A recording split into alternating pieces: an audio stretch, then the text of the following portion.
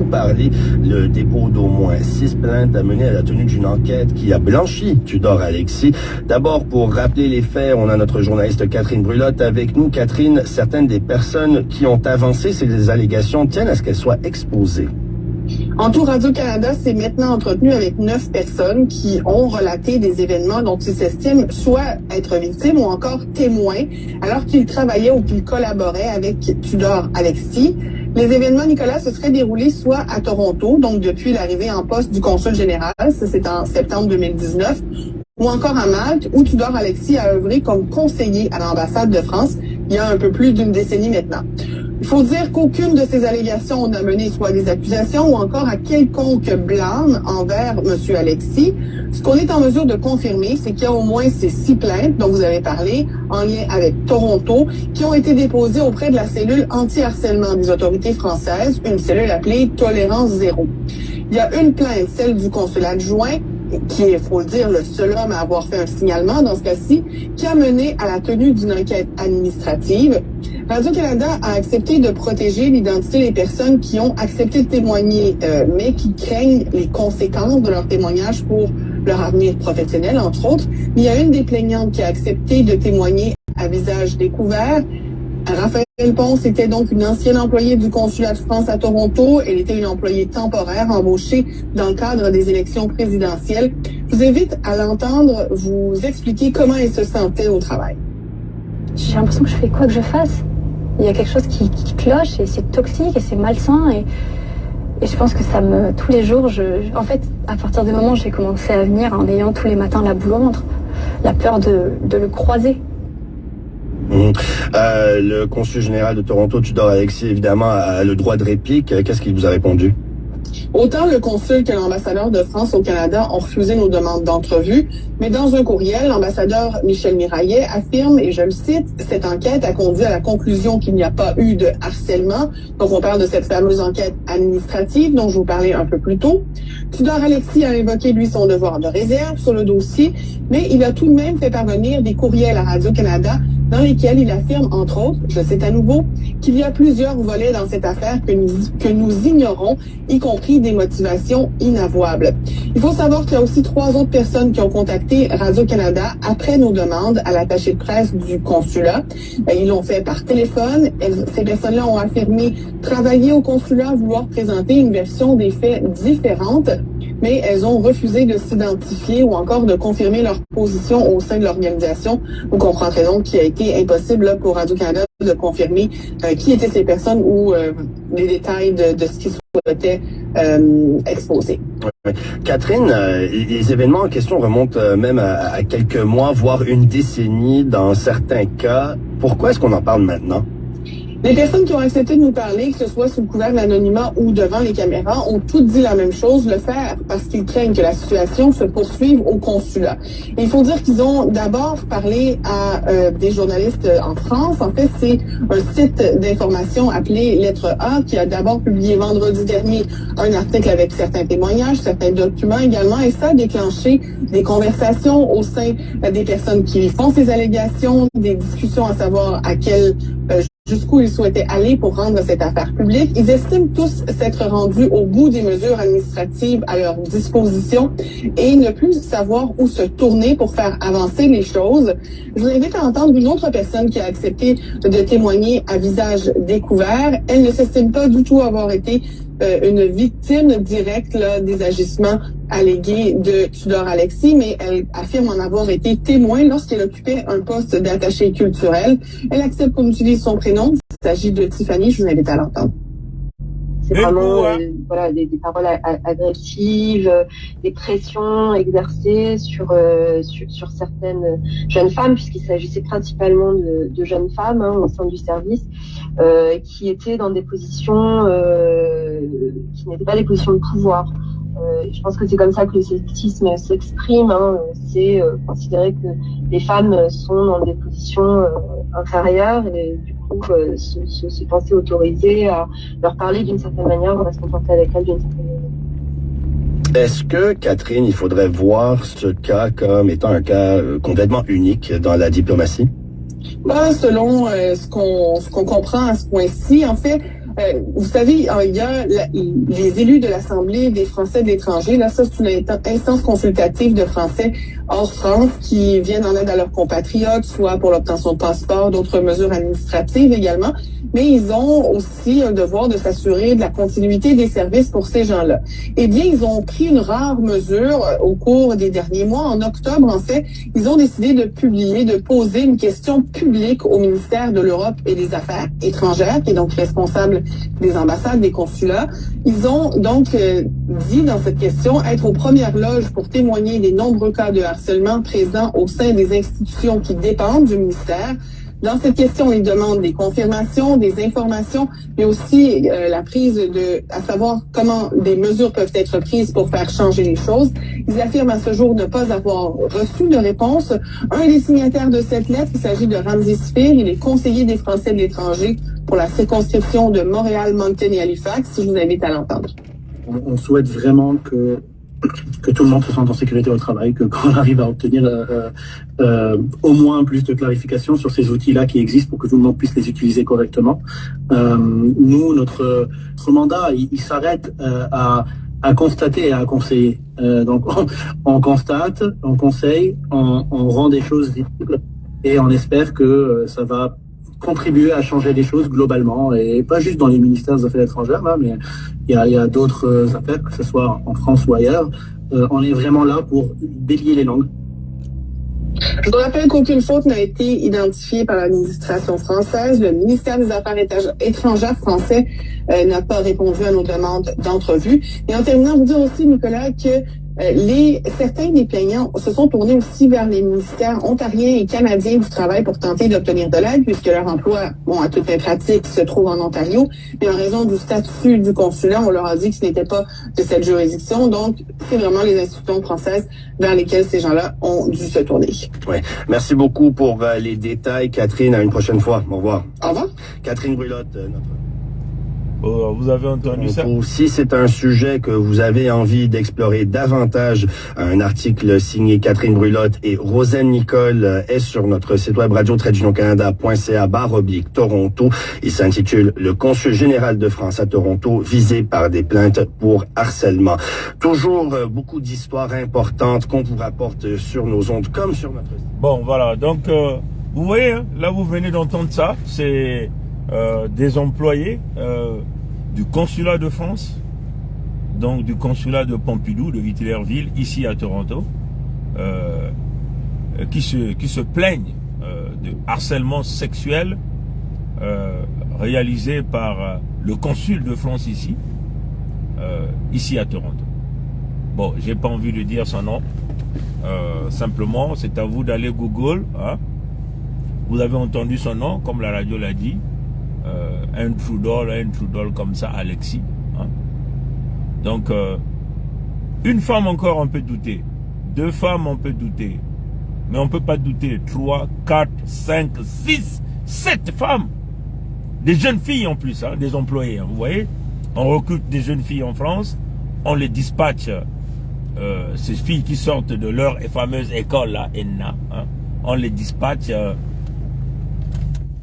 partout ailleurs. Et donc il y a des filles qui se retrouvent ici au Canada. Et bon voilà, vous avez un pervers narcissique qui est le consul de France ici. Et puis c'est une affaire, ça, l'harcèlement, ça se prolonge au fil du temps. Plus de 10 ans maintenant, ce type est là en poste, en train de commettre de l'harcèlement sexuel ici. Vous comprenez? Vous avez suivi le reportage. Donc c'est un peu les pervers narcissiques que nous avons vus même à la fédération de Pompidou de football, la fédération française de football avec le grec là, vous comprenez, qui s'est mis à courir derrière les femmes et tout ça, ont invité la dame jusque chez lui, et ainsi de suite.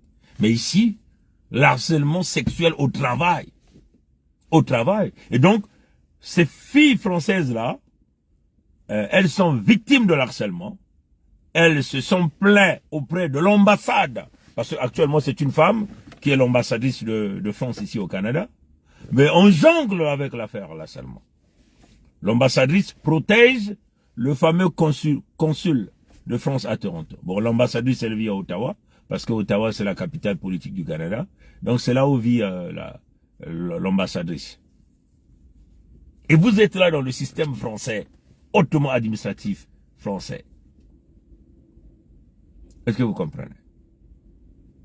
Bon, vous avez entendu même le reportage le dire, hein. Ces filles, puisque nous sommes ici dans la législation de l'Ontario, la province d'Ontario, donc elles ont fait une tentative, mais on dit non, mais comme c'est le monsieur a l'immunité diplomatique, les tribunaux au niveau de l'Ontario ne peuvent pas le poursuivre, donc il faut voir ça avec la législation française. Or, la législation française est verrouillée de corruption, de conflits d'intérêts, d'abus de pouvoir, d'abus de confiance. Est-ce que vous comprenez? Donc, et c'est ce que moi je trouve un peu bizarre. Hein? Parce que là, ces femmes-là sont 100% des victimes. Elles vivent un calvaire énorme dans leur milieu de travail. Mais elles tentent à trouver de l'aide. Personne, vous avez même entendu le reportage dire que elles ont consulté des journalistes à Hitlerville, à Pompidou. Donc, même les médias à Hitlerville, à Pompidou, n'ont pas voulu toucher ce dossier. C'est quand même incroyable. Même les médias au niveau de Pompidou n'ont pas voulu toucher les harcèlements sexuels du consulat de France. Ici, du consul de France ici, à Toronto. Un pervers narcissique. Un pervers sexuel, si vous comprenez. Donc, qui abuse de ces femmes, des touchements, des forcing, des pressions. Vous avez entendu comment on vient de le dire. Vous comprenez? Et ça, c'est la France. Et ces filles-là, la plupart de ces filles-là qui ont réalisé le reportage, d'ailleurs, on va aller retirer l'article, on va vous le publier. Et la plupart sont des filles blanches, hein. Donc, si les Français là font ça à leurs propres sœurs, à leurs propres semblables, combien à plus forte raison à nous, les Noirs, ça vous comprenez. Donc, vous êtes là dans un système, un labyrinthe, on peut même le dire, de la manipulation, où vous aviez des petits gens qui se prennent pour des dieux dans les réseaux diplomatiques, et profite de l'immunité diplomatique pour commettre des crimes. Et moi, je pense qu'il faut réviser ce genre de choses-là. Parce que ça n'a pas de sens. Donc, si ce consulat de France-là arrivait, certainement même qu'il arrivait même au viol, parce que les femmes qui ont témoigné à visage découvert, qui sont arrivées même jusqu'au niveau des tribunaux, ici, dans la province de Ontario, donc ici à Toronto, certainement, elles en avaient marre et elles sont arrivées. Certainement qu'il y a eu même des viols. Mais comment quelqu'un qui commet des viols peut-il aussi facilement se détacher? Et pourquoi le Canada? Et là, j'interpelle le ministre des Affaires étrangères du Canada, qui est même, c'est qui? C'est Mélanie Joly, je crois bien, hein, cette dame-là. Ça, nous sommes maintenant au niveau du gouvernement fédéral. Hein, et même là, j'interpelle le Premier ministre du Canada, Justin Trudeau. Si c'est un diplomate qui manifeste des comportements bizarres avec des harcèlements sexuels sur des femmes, des attouchements, peut-être des viols sexuels au milieu du travail. Mais qu'est-ce que la diplomatie a prévu? Pourquoi la ministre des Affaires étrangères ne rédige pas à la France pour dire nous ne voulons pas de cet individu, de votre diplomate? Parce qu'un diplomate est censé représenter la bonne figure, le bon visage. Un diplomate, c'est la responsabilité. Parce que le diplomate vient avec la réputation même de la représentation de son pays. Et c'est pas ça, chers amis. Et pourquoi les autorités, pourquoi le Premier ministre du Canada, Justin Trudeau, à travers le ministère des Affaires internationales, je crois que c'est Mélanie Joly qui gère maintenant ça, pourquoi la ministre canadienne, au niveau du gouvernement fédéral, ne boude-t-elle pas ce fameux pervers sexuel du consul de France ici à Toronto? Est-ce que vous comprenez?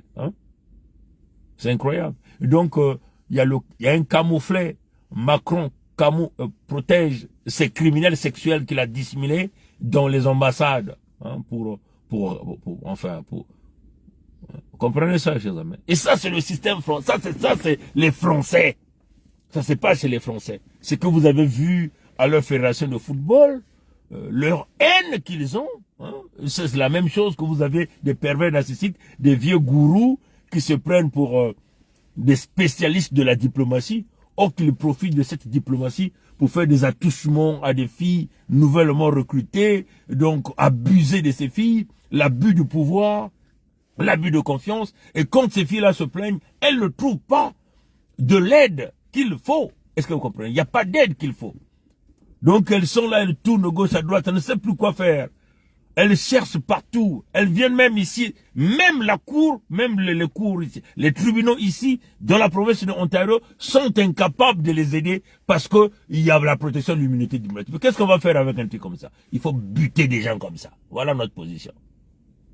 Ces filles-là doivent se faire justice elles-mêmes, puisqu'elles tentent de trouver la justice, à travers même leur propre service, à travers l'ambassadrice de la France ici au Canada, à travers le ministère peut-être des Affaires étrangères au niveau de Hitlerville en France, au niveau des médias, puisqu'on vous avait toujours dit que ce sont les médias au service de la France-Afrique, donc on protège tous ces pourris qu'on a dispensés dans les diplomaties, dans le système politique, dans les administrations, ainsi de suite, dans les entreprises. On protège tous les pourris, on maintient le crime au plus haut, au niveau standing très élevé. Vous comprenez ça, chers amis? Et c'est grave. Mais donc, que doivent faire ces filles-là? Puisque elles continuent de subir, elles continuent, leur vie se pourrit de l'intérieur. Au niveau du Canada, elles ne peuvent pas recevoir de l'aide qu'il faut, même au niveau des tribunaux ici au Canada. Elles tentent avec les médias pour qu'on essaie de propulser l'affaire, peut-être même de déplacer le gars. Ça encore, c'est pas fait. Le gars est devenu un condit ici à Toronto. Que doivent donc faire ces filles-là? Il faut utiliser le couteau. Comme c'est un pervers narcissique, un pervers sexuel qui dérange la vie. Parce que là encore, une fille, on peut avoir le doute. Mais là, plus de 6, 7, 8 qui se plaignent. Il dit, mais c'est pas possible. Faut utiliser la justice. Il faut donc prendre justice. Quand ça arrive à l'extrême, il faut péter un câble, il faut péter la durite. Il faut donc buter des petits gens comme ça. Comprenez? Et c'est une honte. Maintenant, imaginez ce que ces diplomates-là, français-là, font dans les pays des Noirs. Imaginez. Là, et ce type-là, il faut encore voir même son palmarès. Il est passé dans combien de pays? Il est passé dans des pays africains. Imaginez les dégâts qu'il a fait dans les pays africains. Et ça, c'est le typique des Français.